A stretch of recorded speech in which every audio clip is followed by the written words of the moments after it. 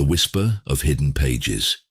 Some books were never meant to be read, not because they were lost to time, but because they were locked away, silenced, and erased.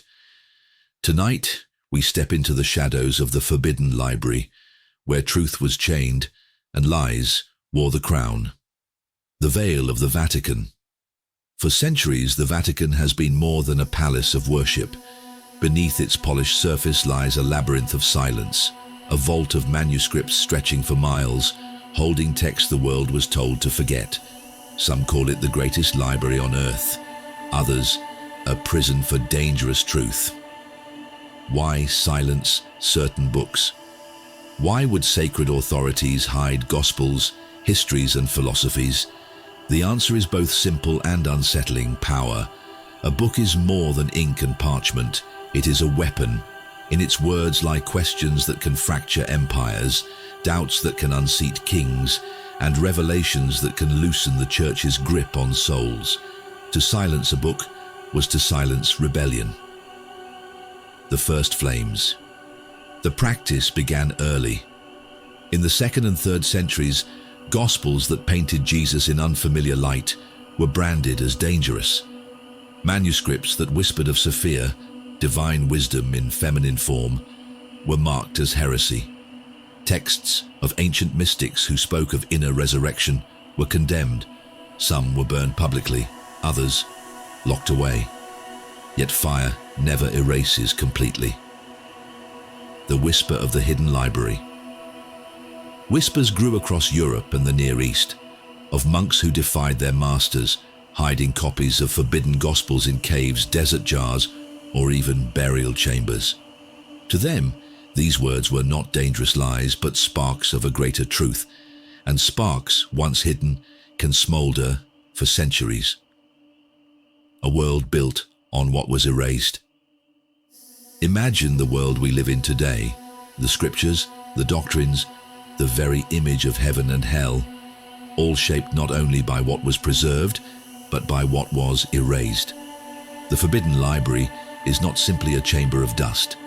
It is a wound carved into history, and to enter it is to step into the questions they never wanted us to ask. And so, we begin at the threshold. Behind this door lie books that were never meant to see the light. Texts that challenge the very pillars of faith itself. This is where the silence begins, and where our journey into the forbidden library truly opens. What if the pages of forgotten books carried truths powerful enough to shake empires, rewrite scripture, and challenge the very foundation of the church? Tonight, we open those forbidden scrolls, scrolls that rewrote history. The Vatican Library has always been more than a repository of books. It is a fortress of ideas. Within its walls, not every manuscript was placed to be read. Some were locked away to never be seen again, because certain texts, if allowed to spread, could ignite revolutions of thought. They could dethrone kings, dissolve fear, and unravel centuries of carefully built authority. Among these hidden volumes were the so-called forbidden gospels, writings that painted Jesus not as the unreachable figure of dogma, but as a teacher of inner freedom, of divine light dwelling in every soul. If these words had spread unchecked, would the church have stood as it does today? Or would power itself have shifted into the hands of the people? But the hidden shelves did not only contain gospels.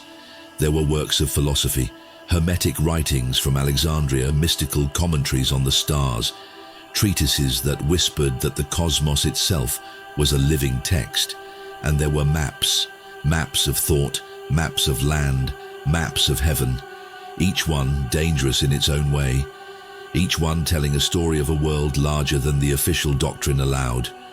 Take, for example, the writings of Origen, one of the earliest and most brilliant Christian thinkers. He dared to suggest that salvation was not eternal damnation versus eternal bliss, but a cycle, a universal return of all souls to the divine source, a belief far too merciful, far too liberating to be allowed. So his works were branded dangerous, some burned, others hidden, yet fragments survived. tucked away in the quiet shelves of the Vatican's secret archive. Or consider the Sibylline prophecies, ancient texts that spoke of kingdoms rising and falling, not by divine right, but by human folly and greed.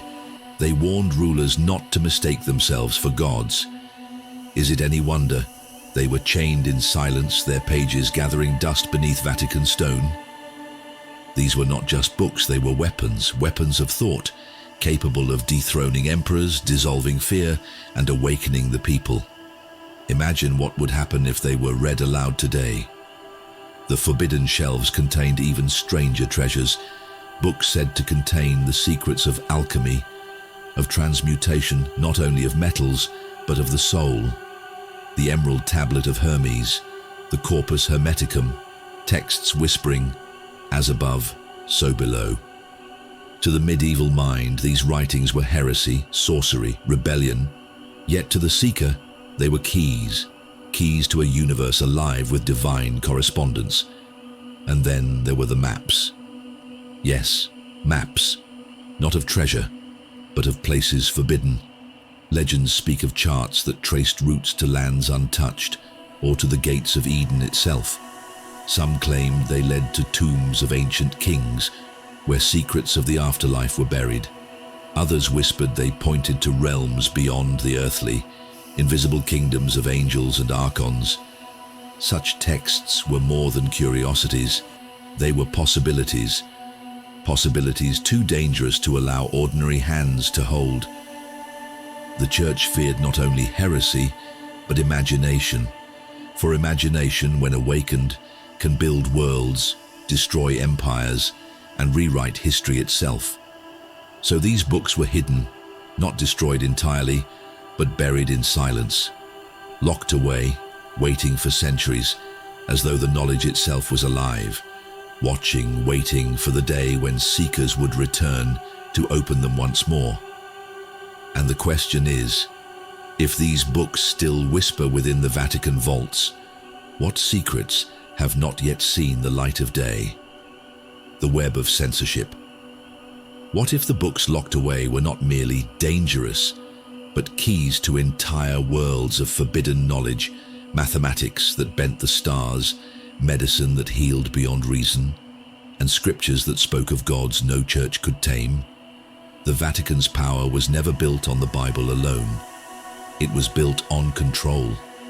And the greatest threat to that control was not heresy in the streets, but ideas written in ink. To understand this web of censorship, we must step inside the Index Librorum Prohibitorum, the list of prohibited books. For 400 years, it named what you were forbidden to read, not just occult grimoires or gospels, but even the works of philosophers, astronomers, and poets. Among these pages were works that spoke of infinite universes, Giordano Bruno's claim that stars were suns with worlds of their own. For this he was burned alive in Rome's Campo de' Fiori, his ideas condemned as poison. And yet, centuries later, science proved him right. But not all forbidden knowledge was scientific. Some texts promised a deeper Christianity, and these were far more dangerous. One of the most suppressed was the Book of Enoch, a text describing angels descending to earth, revealing secrets of the heavens to mortals. It spoke of a time before Noah, when divine beings taught men sorcery, metallurgy, and the names of the stars. The church buried it, declared it apocrypha, and yet fragments resurfaced among the Dead Sea Scrolls, proving it was once part of a living faith. Even more unsettling were the heretical Gospels, writings where Christ was not a suffering servant, but a teacher of hidden wisdom. The Gospel of Judas, where Jesus laughs at the crucifixion. The Gospel of Mary, where a woman dares to teach male disciples. The Gospel of Thomas, where salvation is not found in ritual, but in knowing yourself. Each one challenged authority. Each one was banned. But the Church's censorship extended even further. It sought to silence not only theology but memory. Whole chronicles of pagan wisdom, the Hermetic writings of Egypt, the philosophies of the Stoics, even folk remedies of midwives, were condemned as sorcery.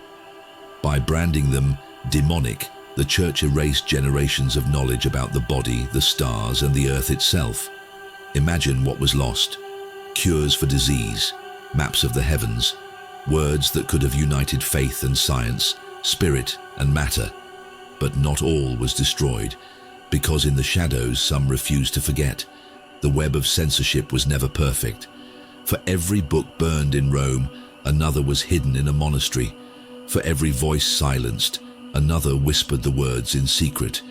Knowledge has a way of surviving, and those fragments, scattered, buried, hidden, would one day resurface to challenge the world once more. But what if I told you that some of those forbidden texts may still lie sealed beneath Vatican soil, beyond any scholar's reach? The afterlife of suppressed wisdom. But if the Vatican tried to silence these books, did they succeed? Or did fragments of forbidden wisdom survive, hidden in caves, carried across deserts, whispered through secret societies, waiting for us to rediscover them? Despite the Church's campaigns of erasure, whispers of these forbidden texts endured. Some monks, instead of burning the manuscripts they were ordered to destroy, buried them. Others smuggled them across borders, hiding them in earthen jars, locked chests, and beneath floorboards of monasteries. Fragments turned up in unlikely places: Egypt's desert caves, the ruins of Gnostic sanctuaries, even hidden among magical papyri in Greece. Each discovery was like a voice returning from silence, a reminder that knowledge cannot be erased, only delayed. The secret keepers. Across the centuries, secret brotherhoods and mystical schools became guardians of this knowledge. Gnostic communities passed hidden gospels through their initiates. Medieval mystics encoded forbidden wisdom into symbols, allegories, and even cathedral architecture. It was no accident that so many cathedrals carried labyrinths, zodiac carvings, and esoteric geometries, echoes of the ancient wisdom Rome tried to bury. These guardians understood: if the truth could not be spoken openly, it could be hidden in plain sight. The return of the lost words. In the 20th century, something extraordinary happened. Archaeologists stumbled upon the Nag Hammadi library in Egypt, a buried treasure of Gnostic texts, sealed away for over 1,500 years. Suddenly, the lost voices of Thomas, Philip, and Mary Magdalene returned to challenge the Church's narrative. The Vatican could no longer control the flow of these discoveries. Once translated, the forbidden Gospels spread across the world in print and digital form. What had once been condemned as heresy now drew the curiosity of millions seeking answers beyond dogma. Why it still matters. The Forbidden Library is not just about the past. It asks us today: who decides what knowledge is sacred and what must be silenced? The Vatican tried to erase these books, but their survival teaches us that truth has a way of resurfacing. The library still whispers to those willing to listen. Salvation may not be about obedience to authority, but awakening the divine spark within.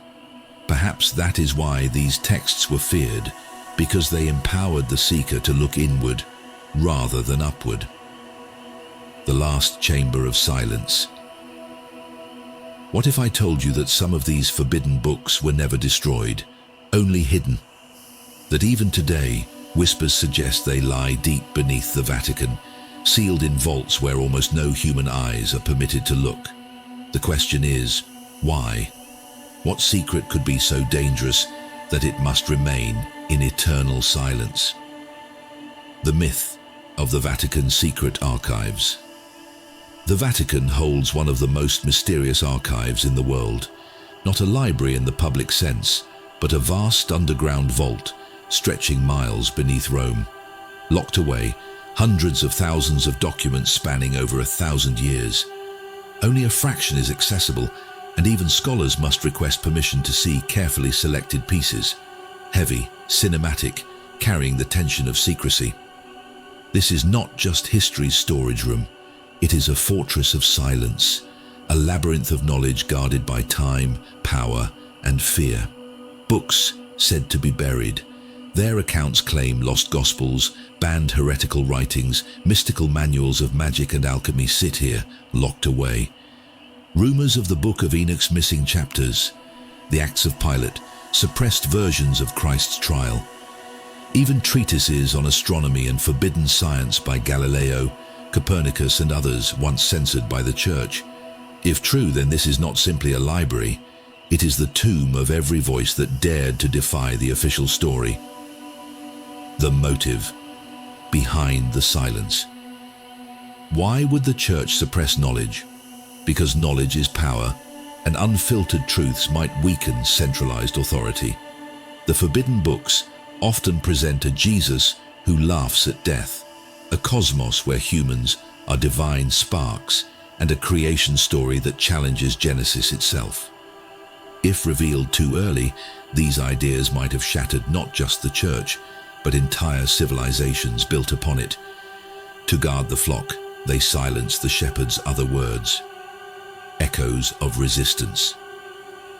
Despite suppression, fragments always escaped into the world. The Gnostic Gospels resurfaced in Nag Hammadi in 1945. The Dead Sea Scrolls emerged from desert caves. Even in the age of the internet, leaked manuscripts and digitized apocrypha continue to spread. Suggests that truth has its own will to survive. You may hide a book, but you cannot bury its words. They seep through cracks like water through stone. The final forbidden question. What is left still hidden? Is there a complete Gospel of Mary, a record of Jesus' missing years in Egypt or India, or manuscripts that blend astrology, mysticism and faith into a vision too expansive for the Church to control? If such texts exist, they do more than question history. They question the very nature of human destiny. The audience is left with the burden of curiosity. The Forbidden Library is more than parchment and ink. It is the shadow of what we were never meant to know. And yet, here you are listening. Perhaps the question is not whether the Vatican still guards these books, but whether we are ready to read them, should they ever be revealed.